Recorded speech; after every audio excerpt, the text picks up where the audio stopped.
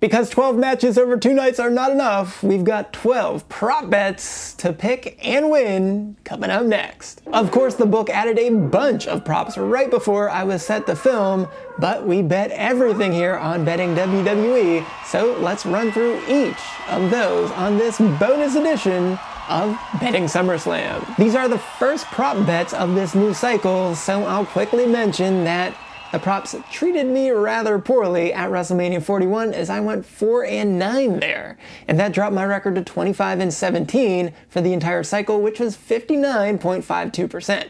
So, like Naomi might say, with prop bets we better proceed with caution.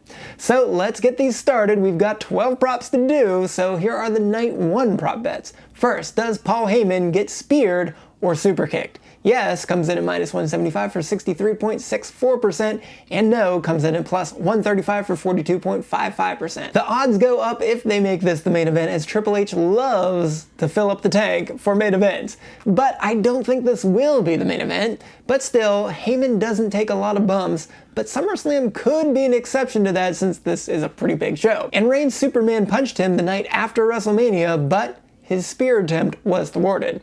So Heyman will surely distract during the match at some point, so a spear is certainly on the table. And this bet is not limited to Reigns or Jay, so an errant spear by Breaker would also count too.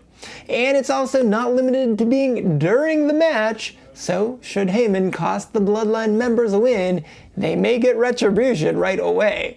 And I don't think this is a sure thing, but it's better than the implied probability, so yes is the pick, and we'll make this a half unit bet. And speaking of spears, total spears made by Reigns, Breaker, and Jey Uso. We've got an over-under of 5.5, so the over is -200 at 66.67%, and under is at +150 for 40%. So I suppose this one may well devolve into a spear fest, as we nearly hit that over on Raw this past week.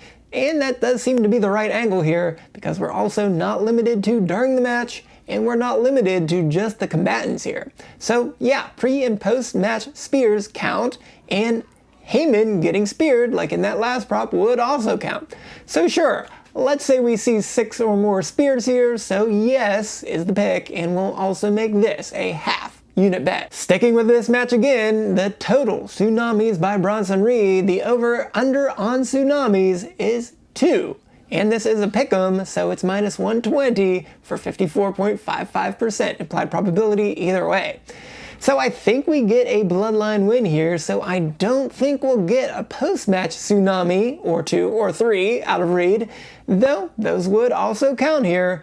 But this one is specifically limited to Reed, so others trying to do it wouldn't count, and really that would just be Reigns, because if Jay came off the top rope, that would be a splash. So I tend to think that Jay will probably take a Tsunami and maybe 2, and then Reigns moves Jay out of the way to stop another one.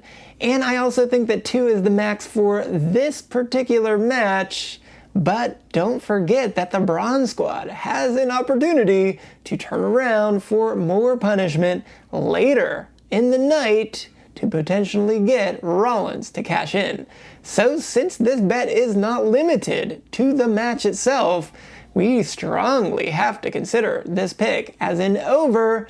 So I like the odds of at least 2 Tsunamis here, so I think we very well could get more in the main event, so we have to go with over as the pick. But since we certainly may not see something happen in the main event, let's keep this small at just a quarter unit bet. But that takes us to, does Seth Rollins appear? And yes is at -110 for 52.38%, and no is at -130 for 56.52%. So Rollins also has 2 chances here. First to help out the Braun Squad, and then the second to cash in the Money in the Bank briefcase. And I don't think the former is too likely here, because that would be a waste of his big comeback from this mysterious knee injury. But I certainly do like the cash-in angle so much more, and even if he's hurt, the Braun Squad can take out Gunther and Punk while they are both worn out and simply hand that title to an injured Rollins. So as I've said in the first video, something is fishy with the lack of clarity on this knee issue, so I think it's happening. So I'm going to take the slight underdog pick of yes here, and we'll make it a half unit bet. Next, will Jelly Roll do an RKO? Yes is a strong favorite at minus 500 for 83.33%, and no is a plus 300 for 25%. We saw Jelly Roll use the Bossman Slam as his now presumed finisher on Paul on SmackDown, but the RKO is so cool that he could do it with Orton at the same time during the match, or even have Orton set him up after the match. But Jelly Roll admittedly looked like he can't move at all during SmackDown, as his shoulder tackles were basically just the bad guys running into him. So I don't know if we want to risk seeing the worst RKOs of all time here. And that Bossman Slam and Choke Slam that we saw against A-Town Down Under would certainly suffice for this horrific celebrity appearance. So I think there's actually value in the underdog selection of no here, so we'll make no the pick. But admittedly, I think there's a pretty good chance still that we'll see this RKO that's going to be terrible. So I recommend staying away, or if you have to, just that little sprinkle. But we stay here, and will Jelly Roll pin Logan Paul to win the match? Yes is at minus 400 for 80%, and no is at plus 250 for 28.57%. And why yes, this is exactly what is going to happen, because McIntyre doesn't need to take another pin, and Jelly Roll's beef has certainly been much more with Paul than with McIntyre. And also, Paul is a lot lighter than McIntyre, and therefore much easier to put on a finisher than it would be to do it to McIntyre. And yes, McIntyre is back on US soil, so we don't have to worry about someone like The Miz stepping in instead, so we're good to go here.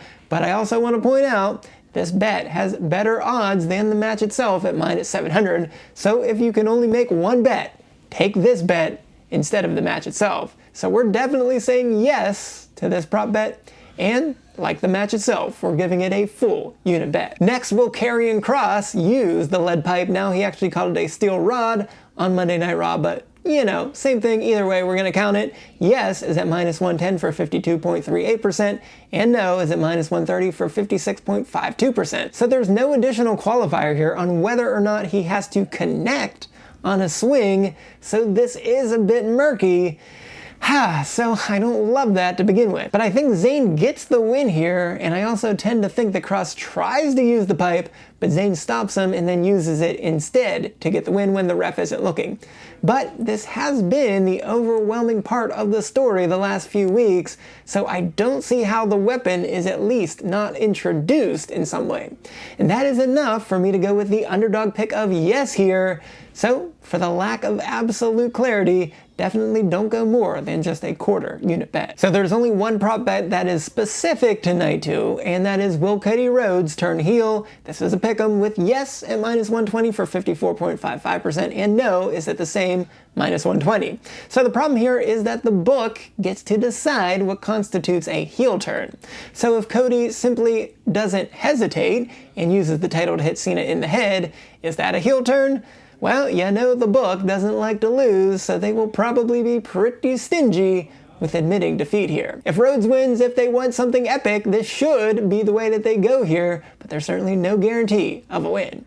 And that does make no the pick that we have to go with, but we don't want to rely on the book here because they're going to decide what they want to decide, so this is absolutely a stay away, or if you must, only that sprinkle. So the last 4 could happen on either night, so they're in this last category, and we'll start with, does Liv Morgan make an appearance? Yes is at plus 200 for 33.33%, and no is at minus 300 for 75%. As stated in the earlier video, it's only been a month and a half into a 6-month injury for Liv, so she really shouldn't be anywhere close to being put into harm's way. She probably has a huge shoulder brace on too, so that doesn't really help if she wants to distract. So could she distract Roxanne to cost them the match? Sure, but I don't think gifting a Switch 2 is quite a big enough cause for concern from her just yet.